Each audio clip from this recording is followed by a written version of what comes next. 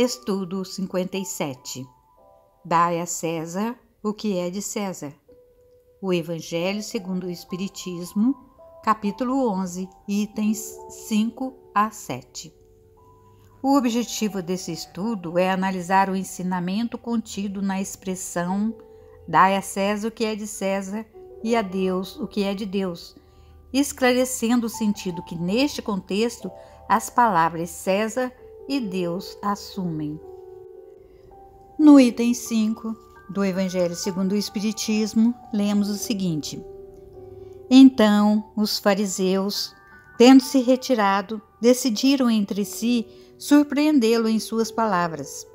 Mandaram-lhe, pois, seus discípulos com os herodianos dizer-lhe: Senhor, sabemos que sois verdadeiros e que ensinais o caminho de Deus pela verdade, sem considerar a quem quer que seja, porque não considerais a pessoa nos homens. Dizei-nos, pois, vosso conselho sobre isto. É-nos permitido pagar o tributo a César ou não pagá-lo? Mas Jesus, conhecendo a sua malícia, disse-lhes: Hipócritas, por que me tentais? Mostrai-me a peça de dinheiro que se dá para o tributo. E tendo eles lhes apresentado uma moeda, Jesus lhes disse: De quem é esta imagem e esta inscrição? De César, disseram-lhe. Então Jesus lhes respondeu: Dai, pois, a César o que é de César, e a Deus o que é de Deus. Tendo ouvido falar dessa maneira, admiraram-se de sua resposta e, deixando-o, retiraram-se. Quem registrou essa passagem foi São Mateus, no capítulo 22, versículos 15 a 22, e São Marcos, no capítulo 12, versículos 13 a 17. Vamos então refletir sobre esse item. Qual era a verdadeira intenção dos fariseus ao formularem a Jesus a questão do pagamento dos tributos? Vamos relembrar o que aconteceu. Então, os fariseus, tendo se retirado, decidiram entre si surpreendê-lo em suas palavras. Mandaram-lhe, pois, seus discípulos com os herodianos dizer-lhe: Senhor, sabemos que sois verdadeiros e que ensinais o caminho de Deus pela verdade, sem considerar a quem quer que seja, porque não considerais a pessoa nos homens. Dizei-nos, pois, vosso conselho sobre isso. É-nos permitido pagar o tributo a César ou não pagá-lo?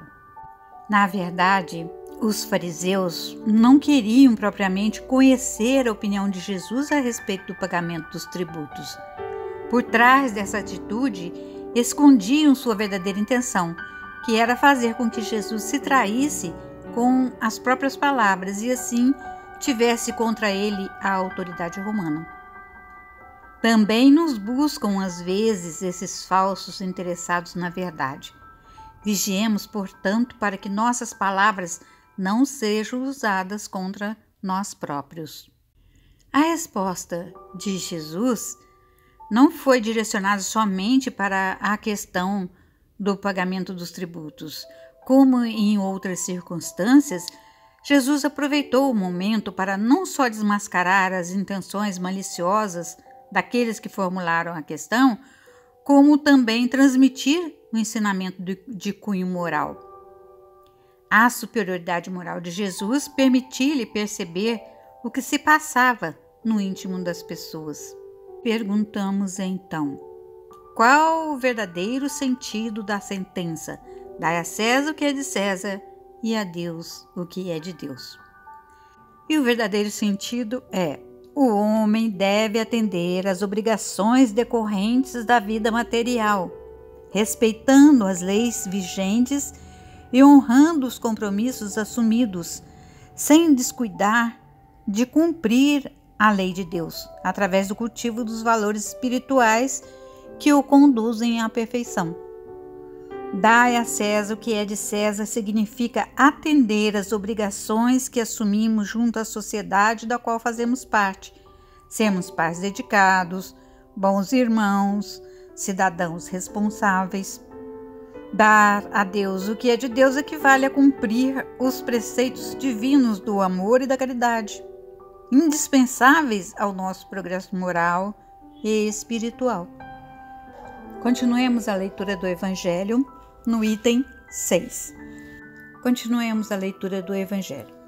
No item 6, lemos o seguinte: a questão proposta a Jesus era motivada pela circunstância de que os judeus, tendo horror ao tributo que lhes era imposto pelos romanos, dela fizeram uma questão religiosa.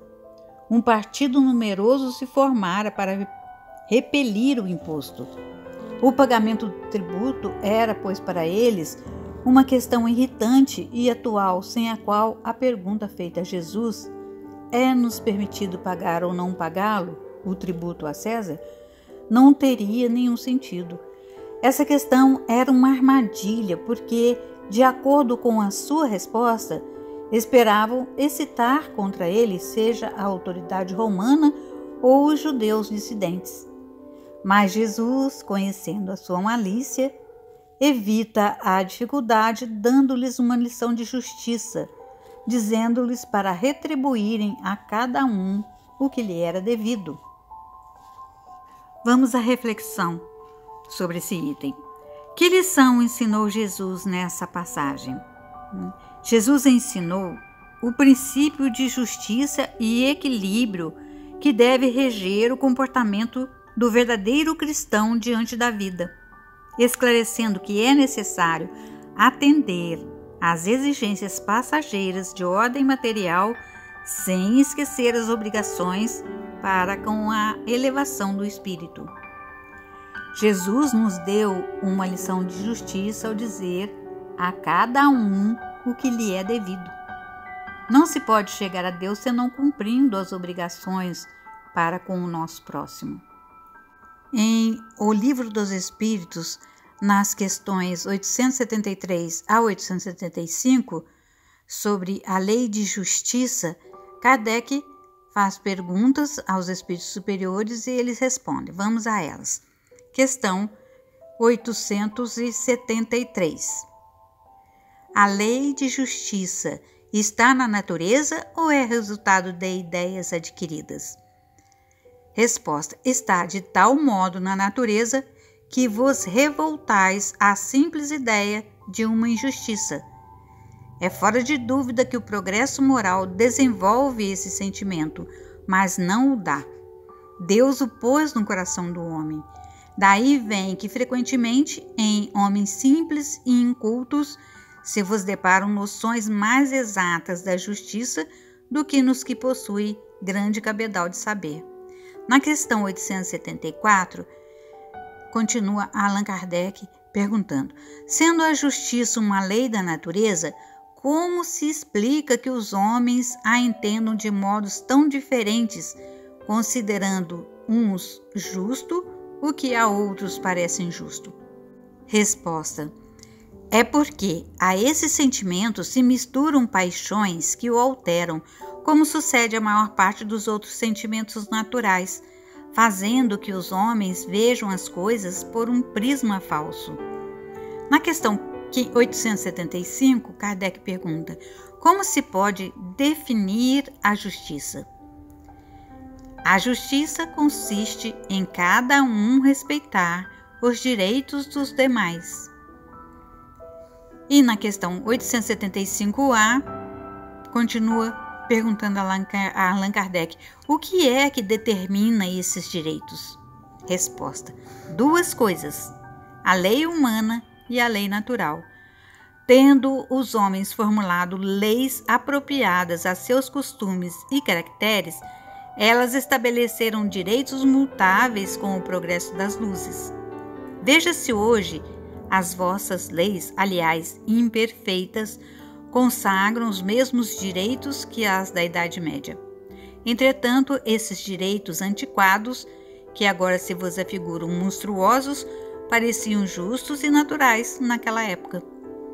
Nem sempre, pois, é acorde com a justiça o direito que os homens prescrevem. Demais, este direito regula apenas algumas relações sociais, quando é certo que na vida particular há uma imensidade de atos unicamente da alçada do Tribunal da Consciência. Bom, ficamos conhecendo assim um pouquinho da lei de justiça que se encontra no Livro dos Espíritos. Vamos continuar a ler o item 7, no Evangelho segundo o Espiritismo. Esta máxima, dai a César o que é de César, não deve ser entendida de uma forma restritiva e absoluta.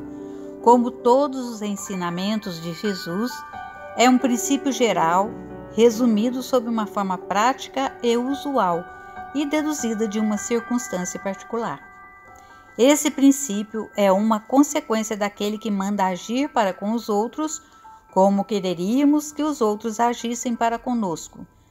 Ele condena todo prejuízo material e moral acarretado a outrem, toda violação dos seus interesses. Prescreve o respeito dos direitos de cada um, como cada um deseja que se respeite os seus. Estende-se ao cumprimento dos deveres contraídos para com a família, a sociedade, a autoridade, assim para com os indivíduos. Vamos então refletir. Como colocar em prática esse ensinamento de Jesus? Dai a César o que é de César. Cumprindo todos os deveres contraídos para com a família, a autoridade, as instituições e a sociedade, e observando o princípio da fraternidade, segundo o qual devemos proceder para com os outros como queiramos que os outros procedam para conosco. Respeito aos direitos de cada um, como cada um deseja que se respeitem os seus. É condenável todo prejuízo material que se possa causar a outrem. O ensinamento, dar a Deus o que é de Deus, como é que nós podemos exercitá-lo em nosso dia a dia? Observando os preceitos divinos de amor e caridade, que nos levam à reforma íntima e nos conduzem ao aprimoramento espiritual. Para que cumpramos a lei de Deus, é necessário amar o próximo e praticar a caridade. Para que nos elevemos espiritualmente, necessitamos viver em sociedade, ao lado do nosso próximo. Chegamos então à conclusão que, para cumprir o preceito ensinado por Jesus, dai a César o que é de César e a Deus o que é de Deus, devemos não só respeitar as leis humanas, cumprindo as nossas obrigações com a família, as instituições e a sociedade, como observar os preceitos divinos de amor e caridade que nos possibilitam um progresso moral e espiritual. Chegamos então ao final desse estudo de hoje, pedindo a Deus, nosso Pai, que nos abençoe, a Jesus, o nosso Mestre, que nos ilumine e nos ampare, e aos bons espíritos que nos intuam, para que possamos dar a César o que é de César e a Deus o que é de Deus. Muita paz a todos nós. Que assim seja.